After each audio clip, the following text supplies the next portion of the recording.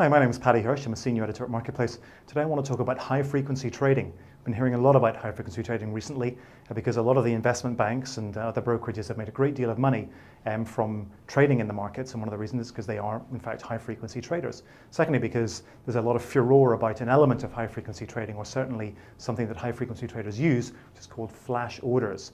So what exactly is high-frequency trading, or HFT as it's often called? Well, essentially it's really, really fast trading. These investment banks have gone out and they've spent a lot of money on very, very fast computers, very, very fast computer programs, and of course, very, very intelligent people who are expensive, who actually create these programs. And it's given them a considerable advantage in the market because it's allowed them to trade extremely quickly. How quickly? That quickly. So what do we have? Well, if we think about high-frequency traders as the big guns in the market, here's our big gun. And we've got a vast array of pieces of ammunition that you can jet into the market if you're a high-frequency trader in order to dominate trading. So what are they? Well, first I talked a lot about speed, the speed of these computers and the programs that they have in them, and also the speed of the brains of the people that they've hired to create these things and run these programs. So, another thing that they use is co-location. What they do is they put their servers as close to the servers of the exchange that they're involved in order to make the transactions move really, really quickly, so that there's very little distance for the messages to travel, and that obviously speeds things up quite a lot as well.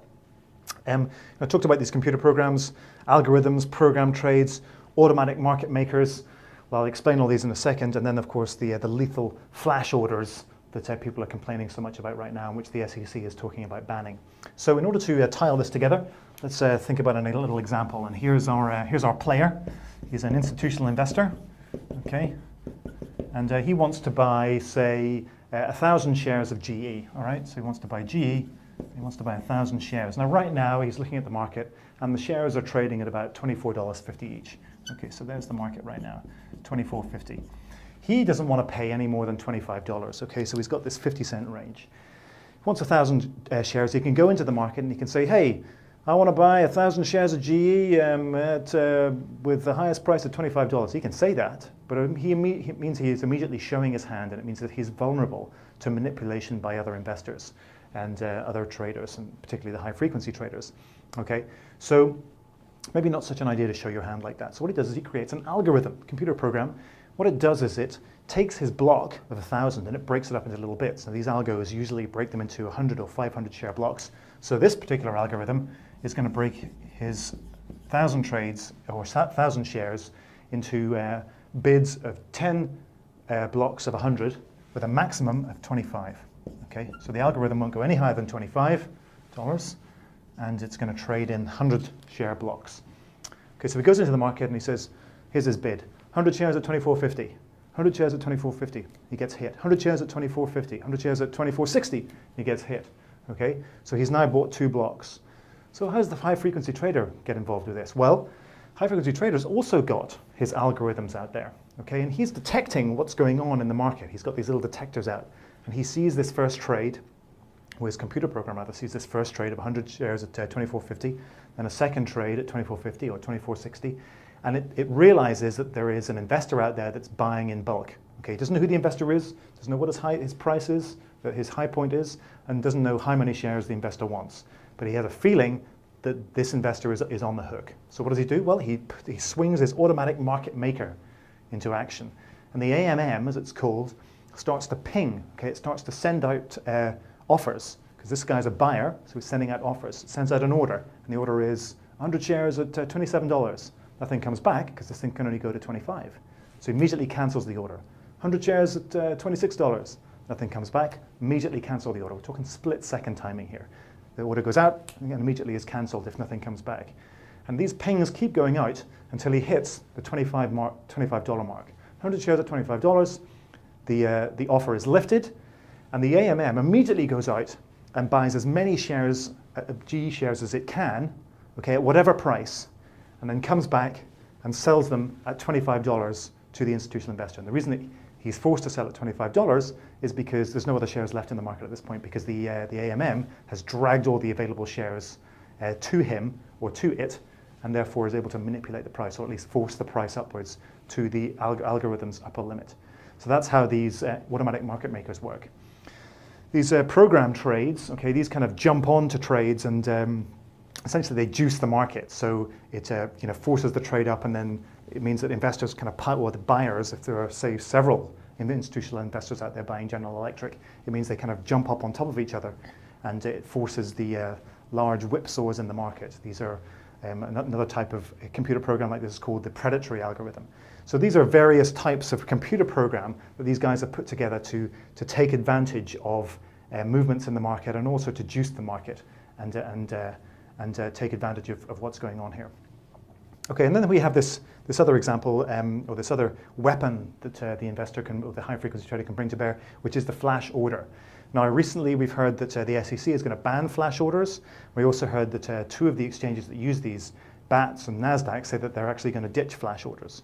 Okay, now not every exchange, and there are obviously several exchanges or a number of exchanges in the US equity markets.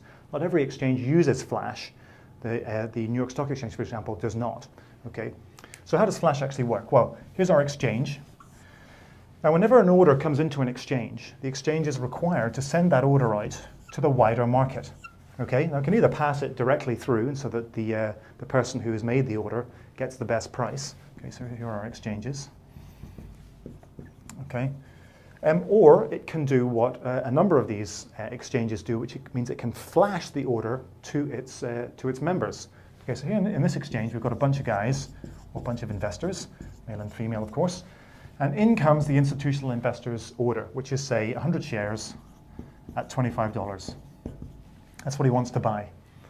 Now, if the exchange uses flash, just for a fraction of a second, like half a second, 500 milliseconds or less, it flashes that trade or that order to all of the people in the exchange. And they have the option, they have a half-second option, okay, a split-second option to exercise, okay, to fill that trade. They can sell this guy 100 shares at $25. And if they can't, the share, or if they decide not to, then after half a second, it goes wide to the rest of the market, and then he's going to get the best price. He's either going to get matched, or he's going to get offered something close to what he's looking for. Okay, so clearly there's an advantage to the people who are in this exchange. They're getting to see this guy's price before anybody else does. Now, a lot of people might say, well, that's unfair on the investor, because if there was a better price out in the wider market, he's not going to get that because these guys are going to fill this. Okay.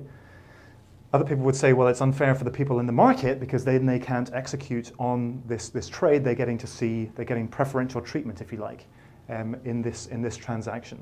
And that's why a number of people have gotten so up in arms about flash trading and have decided to make a move to banning it. But it looks like the exchanges are actually going to get in front of this move and actually get rid of it themselves. Just to give you a bit of background, a good way of thinking about this is in the old days when you had an exchange, people are standing there in front of a computer and the order would come in onto the floor. You had a bunch of specialists there on the floor. A specialist would pick up the phone, hear what the order was, 100 shares at 25 in GE. So he'd turn around and shout to the floor, 100 shares at 25 in GE, and then he'd enter it into the computer so it goes wide. So obviously all the people who hear his shout around him on the floor get to hear about that trade before he gets it into the computer. That's kind of the same thing that's happening here with these flash orders. But people are talking about banning this, so we may not see it anymore. But it clearly is a formidable weapon in the arsenal, because if you are a high-frequency trader, then you can transact very, very quickly on this and make money in other parts of the market. So why does a high-frequency trader get involved in high-frequency trading? It sounds like a very, very expensive business, and also politically a little bit unsafe these days. Very expensive because the computers are expensive. You know, the people that create these programs are extremely expensive. The real estate down beside the exchanges is obviously very expensive. So it's not a cheap business. But there's a reason for doing it, and it's called the liquidity rebate. Okay, the liquidity rebate. And what this is a little fee that gets paid to you as a trader if you take part in the exchange. Okay, so if you are one of these guys that's buying and selling in the exchange, every share, okay, that you put an order in, whether it's a buy order or a share order, every single share you get paid around 1/4 cent, a fraction of a cent. So there's a real advantage there if you are doing high volume, okay, and involved in large blocks of trades, because you're going to get paid for every single share that you trade. So even if you make a loss on the individual trades, you can actually make money from the rebates from the exchanges. There's huge amounts of money to be made here. So it means that a lot of these high frequency traders are getting involved solely for that reason. That's certainly one of the charges. Now, of course, if you're getting people involved in an exchange purely to trade as opposed to actually take a position or act as a broker, but you're just doing it to trade for the liquidity rebate, then people will say, well, that's not right. That means that people, they're just getting involved in this for the one reason, and it could really skew the market. Of course, the traders would say, well, we're providing liquidity, and we're providing a real service. We're on either side of a trade, so if you're a member of the exchange, you're almost guaranteed a market, or in fact, you are guaranteed a market. That would be their argument. But there's a lot of controversy about this. A lot of people say, well, if you are an individual investor, and you're trying to get involved in this exchange, and you've got this guy on the other side, okay, you are at a distinct disadvantage. I mean, think about me. If I'm there with my little PC and I'm trying to sell my 1,000 shares of GE or buy 1,000 shares of GE, how can I hope to stack up against this guy with all of the computer programs and the speed and all the rest of it that he has?